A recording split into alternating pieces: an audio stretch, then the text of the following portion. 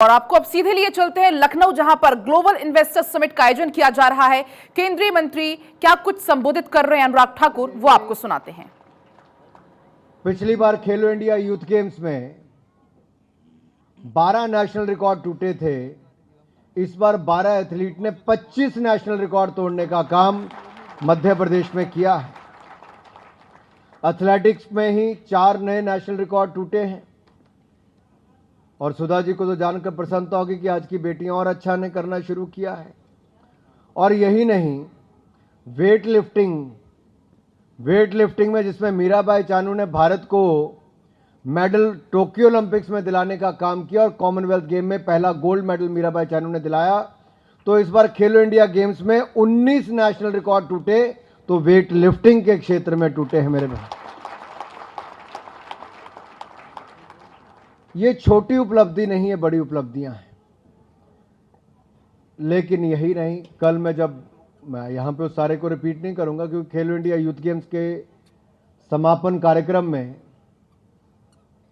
मैं एक के बाद जब दूसरा नाम ले रहा था तो सारी भारत की बेटियों के ही नाम आ रहे थे। केवल एक लड़के का नाम बीच में आया, एल धनुष का, जिन्होंने नाम तो एल धनुष है, लेकिन वो धनुष कोई तीरंदाजी नहीं करते हैं, वो भी वेट लिफ्टिंग ही करते हैं। मेरा सिर्फ इतना कहना है कि मित्रों, रिकॉर्ड तोड़ने वाले में भी बेटियां ही सबसे ज्यादा खेलो इंडिया यूथ गेम्स में आगे आई।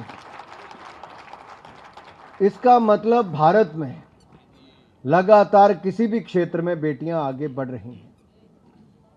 और हमने भी बराबरी की सुविधाएं सबके लिए दे रहे हैं। और आज शायद परिवारों की सोच भी बदली है। परिवारों ने भी अपनी बेटियों को खेलों में आगे बढ़ाया, बच्चों को आगे बढ़ाया, बेटा हो या बेटी हो, दोनों को ही। पहले कहते थे पढ़ोगे लिखोगे तो बनोगे नवाब, लेकिन उसके साथ साथ खेलकूद को प्राथमिकता नहीं मिलती थी। आज इतना जरूर कहते हैं पढ़ोगे लिखोगे तो बनोगे नवाब, खेलोगे कूदोगे तो बनोगे लाजवाब। और कहीं ना कहीं शायद ही किसी इन्वेस्टर मीट में आज तक स्पोर्ट्स को कभी हिस्सा रखा गया हो, शायद ही कभी, मैंने तो नहीं सुना या देखा। लेकिन उत्तर प्रदेश के मुख्यमंत्री आदरणीय योगी आदित्यनाथ जी ने ग्लोबल इन्वेस्टर्स मीट में स्पोर्ट्स को भी एक हिस्सा रखा है, ताकि खेलों में इन्वेस्टमेंट कैसे आए और खेलों का आधारभूत ढांचा कैसे बढ़े। ये अपने आप में बहुत अच्छी सोच है।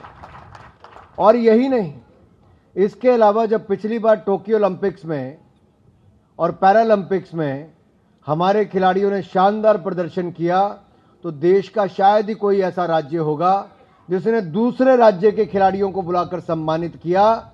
ये उत्तर प्रदेश में योगी आदित्यनाथ जी की सरकार ने देश के अन्य राज्यों के खिलाड़ियों को बुलाकर भी उनका मनोबल बढ़ाने का काम किया।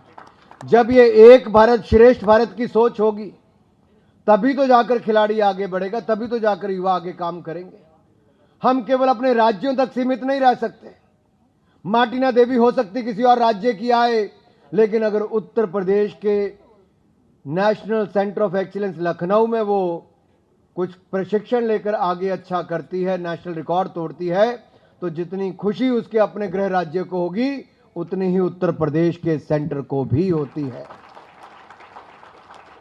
इसलिए मेरा आप सबसे अनुरोध है, 65 एकड़ के इस कैंपस में आज लगभग 26 करोड़ 70 लाख रुपए की लागत से ये 300 बेड का हॉस्टल बना। 8 करोड़ रुपए की लागत से आपको एयर कंडीशन रेसलिंग हॉल बनाकर दिया गया। 6 इंटरनेशनल लेवल के मैट्स उस पर लगाए गए। मेडिकल सेंटर में आपको स्पोर्ट्स साइंस सेंटर में लगभग 1 करोड़ रुपए की और लागत से उसकी एक्सटेंशन करने का काम किया गया। हम एक के बाद दूसरी सुविधाएं आपके इस क्षेत्र में लगातार दे रहे हैं। जब यहां पर बातचीत चल रही थी तो मैंने संजय जी को बुलाकर कहा कि यहां पर आज के इस कार्यक्रम में, क्योंकि बहुत कम एक दिन के नोटिस पे कार्यक्रम किया गया, हमारा प्रयास होना चाहिए कि स्कूल के बच्चे आए। मैं वर्गीय जी अगले जितने कार्यक्रम है और प्रेम कुमार जी, ये स्टैंडिंग इंस्ट्रक्शंस हैं। कोई कार्यक्रम है उसमें जब तक जन भागीदारी नहीं होगी तब तक क्या होगा। आपके 65 एकड़ का कैंपस केवल 500 एथलीट के लिए नहीं हो सकता है। हमें इसको दुनिया को दिखाना है। अगर कौशल जी के लोकसभा क्षेत्र के 1000-2000 बच्चे यहां पर आते, वो भी देखते यहां पर खिलाड़ी क्या कर रहे हैं, वो हमारे युवा खिलाड़ियों के साथ मिलते कि अच्छा आपका प्रशिक्षण कैसे होता है, खेलकूद में कितनी मेहनत करनी पड़ती है, वो यहाँ पर आए होते तो ललित उपाध्याय जी से उनको मिलने का मौका मिलता कि हॉकी में 41 साल के बाद अगर भारत की टीम को ब्रॉन्ज मेडल मिला तो उस टीम के आप सदस्य रहे, आप सब खिलाड़ियों के बीच में आए तो आपके लिए मनोबल बढ़ता है। तो मुझे लगता है हमें इस अपनी सोच को थोड़ा बदल के चलना होगा। और इन सेंटर्स में भी जब खिलाड़ियों के लिए, आपके एथलीट्स के लिए एक टाइम तय है कि इतने बजे वो खेलेंगे, तो पे एंड प्ले वाले में संख्या को बढ़ाना पड़ेगा। हमें यहाँ पे फुटफॉल ज़्यादा चाहिए और ज़्यादा बच्चे यहाँ पर आए। मैं चाहता हूँ कि इसका रोड मैप अगले 1 हफ्ते के अंदर मुझे दिया जाए, ताकि 1 हफ्ते के बाद जब मैं अपनी दिल्ली में मीटिंग करूँ, तब इस सेंटर के अलावा देश भर के सेंटर्स में पे एंड प्ले वाले मॉडल को हम कैसे आगे लेकर जाएं, और साई के सेंटर जितने देश भर में हैं वहां पहले से 4 गुना ज्यादा बच्चे कैसे आकर खेलें, इस दिशा में हमें काम करना है ताकि भारत में हम आगे बढ़ सके। मित्रों, हॉस्टल की सुविधा मिल जाएगी, खिलाड़ी भी बढ़ जाएंगे, कंपटीशन भी बढ़ेगा। और यही नहीं, इसी तरह से हमारे बरेली में भी जो साई ट्रेनिंग सेंटर है उसमें एथलेटिक्स, हमारी हॉकी और बाकी इन खेलों की सुविधा भी है। और रायबरेली में एथलेटिक्स, वॉलीबॉल, ताइक्वांडो, इन सब की सुविधा दी जाती है।